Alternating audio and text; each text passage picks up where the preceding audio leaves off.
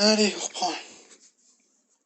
Donc là, l'objectif, c'est Légion niveau 50. Il reste 3 niveaux à peu près. Et vu que je suis pas loin d'avoir une boîte dorée qui, je l'espère, contiendra le dernier bout de skin de la chasseuse, ben, j'ai foutu un item XP pour la Légion. Comme ça devrait pouvoir régler ça en 2 à 3 games, j'espère. On verra bien. Je mise sur 3 parce que je suis un pessimiste invétéré, mais bon, voilà quoi.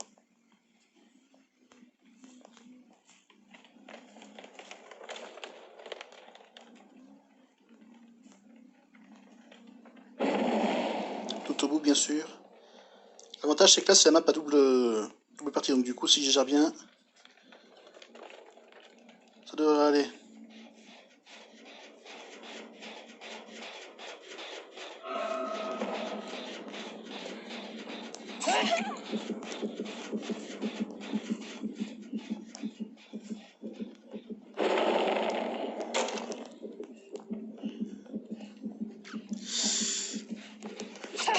Ouh, justesse.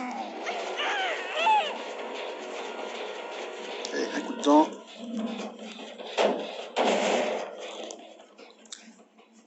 Maintenant, on les cherche.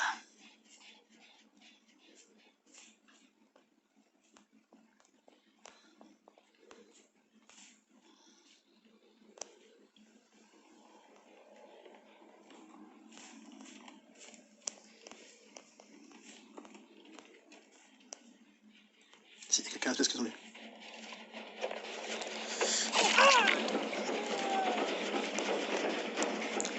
3 blessés, c'est pas mal. Là, c'est pas où? Là-bas.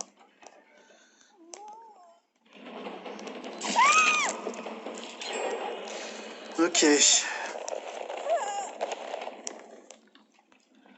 Un gêné, 3 blessés. Faut que j'y de cette zone-là. Qu'est-ce qui a pensé c'est pas être là? C'était quoi l'idée? C'était quoi l'idée?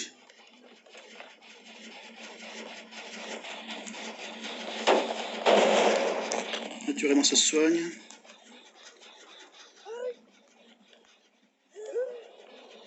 Vite. Il a failli me niquer mon plan, lui. Dédard, je suppose. Vas-y, Dédard, je t'en prie. Voilà. Joli Dédard, bien joué. Très sobre, j'aime bien. Allez, est-ce que t'étais là? Je t'accroche, je tape le gêné.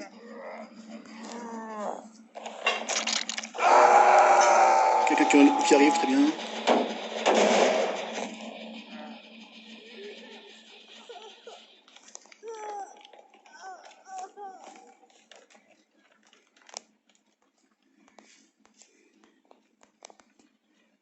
Ah, voilà.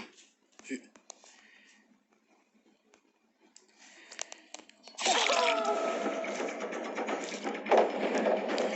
Deuxième pas être gâché, c'est bien. Continue comme ça, ma grande.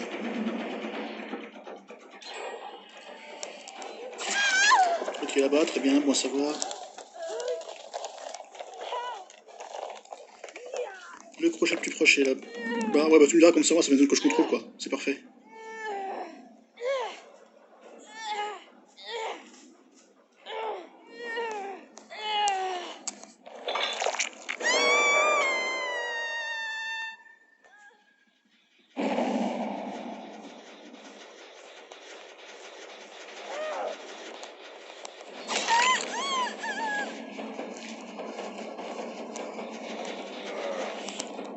Nope.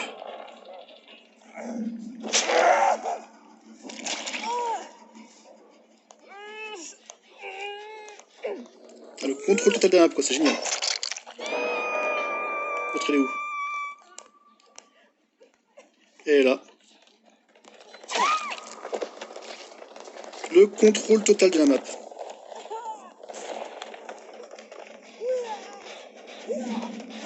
En réduisant le champ d'action, j'ai gagné. Bon, la game a duré très peu de temps. En vrai, là, du coup, ça a dû durer quoi? Allez, 5 minutes à tout casser parce qu'ils ont fait des erreurs, mais... Je suis content de moi.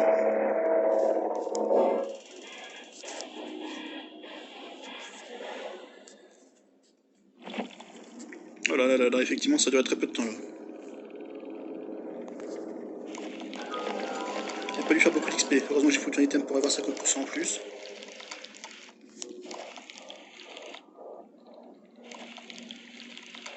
« 800 vanilla. Oh, ça va en vrai.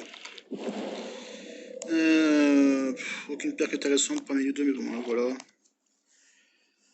toute façon, je pense qu'en 2 niveaux, mon build va pas beaucoup bouger en vrai. Hein.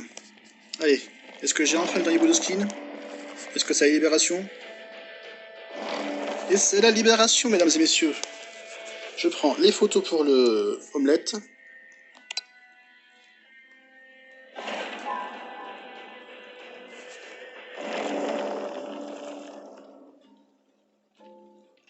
On verra ça après.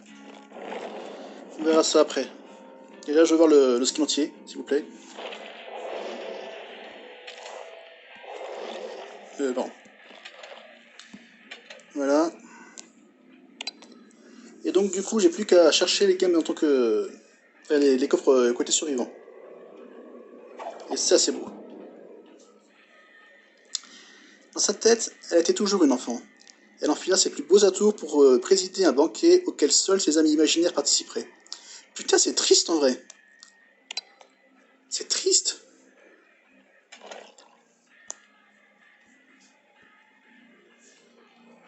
Une tenue festive de paysanne que portait la mère d'Anna pendant l'été précédent cette terrible journée de sang et de peur.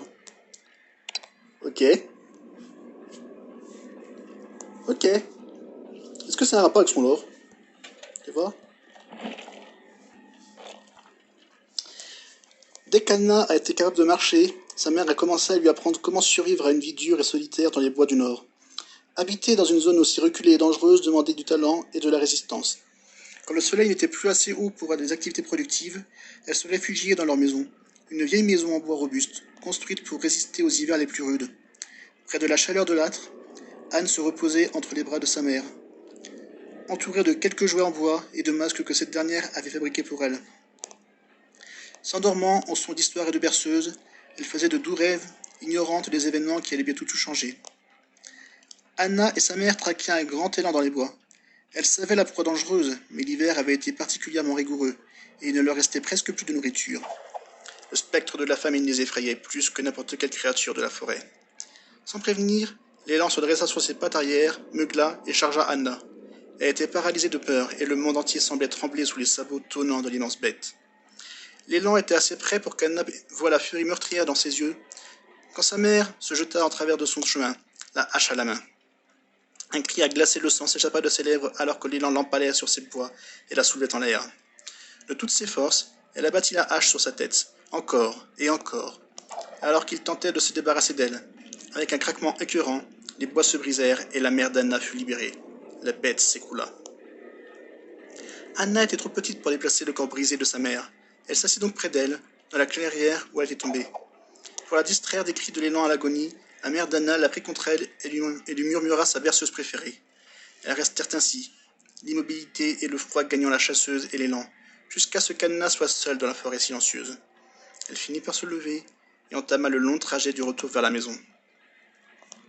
Encore une enfant, elle en savait juste assez sur la vie dans la forêt gelée pour survivre. Elle suivit son instinct et finit par ne faire plus qu'un avec la nature. Elle grandit et gagna en force et s'entraîna à la chasse. À mesure qu'elle se transformait en un dangereux prédateur, son humanité devint un rêve à demi oublié. Elle étendit son territoire et vécut de ses prises. Ses proies passaient de l'écureuil et du lièvre au vison et au renard. Elle finit par s'en lasser et chassa des animaux plus dangereux comme le loup et l'ours. Quand des voyageurs innocents passèrent dans ces bois, elle découvrit sa nouvelle proie préférée, les humains. Les âmes malchanceuses qui s'égaraient sur son territoire étaient massacrées comme n'importe quel autre animal. Elle aimait collecter les outils et leurs habits colorés, et surtout leurs jouets, quand il n'y avait des petits. Mais elle ne se résolut jamais à tuer les petites filles. Elle ramenait ces dernières dans sa maison, au fond des bois. Elles étaient précieuses, et les regardait éveillait quelque chose au plus profond de son cœur. Elle recherchait désespérément la proximité d'un être cher, d'un enfant à elle. Au milieu de son butin, fouet de jouets en bois, poupées et livres de contes qu'elle ne pouvait pas lire, les fillettes étaient tenues en laisse par une corde rugueuse, solidement attachée au mur. Elle ne pouvait pas les laisser vagabonder, elles mourraient sûrement là dehors. Mais à chaque fois Les fillettes s'anémiaient et mouraient de froid, de faim ou de maladie. Et à chaque fois, cela plongeait Anna dans les abîmes de la douleur, de peine et de folie. Elle ne pouvait s'empêcher de réessayer, et commença à faire des raids sur les villages les plus proches pour massacrer les familles et enlever leurs filles. Elle portait un des masques d'animaux que sa mère avait créé pour elle, bien des années auparavant, pour tenter de calmer les enfants apeurés. Les villageois répondirent à la légende d'une semi-bête qui rôdait dans la forêt rouge, la chasseuse, qui tuait les hommes et dévorait les petites filles. La guerre finit par atteindre la forêt. Les soldats allemands commençaient à traverser pour aller attaquer l'Empire russe au bord de l'effondrement. Durant ces temps sombres, les voyageurs ne passèrent plus. Les villageois avaient abandonné leur maison, et il n'y avait plus beaucoup de petits, seulement des soldats. On en retrouva beaucoup, criblés de coups de hache. Des groupes entiers disparaissaient mystérieusement une fois la guerre terminée. Les rumeurs de la chasseuse disparurent avec elle, englouties par la forêt rouge. Damn! Putain, quand tu vois qu'elle porte la vie de sa mère, putain, ça... Bon, bah tu me diras en même temps, il fallait bien qu'elle fasse ça, il fallait qu'elle porte les habits de sa mère quand elle était grande, hein, forcément. Bref.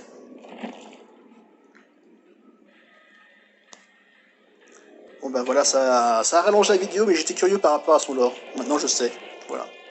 Allez, plus que 2 niveaux, courage. 1 ou 2 gammes et c'est fini, je pense.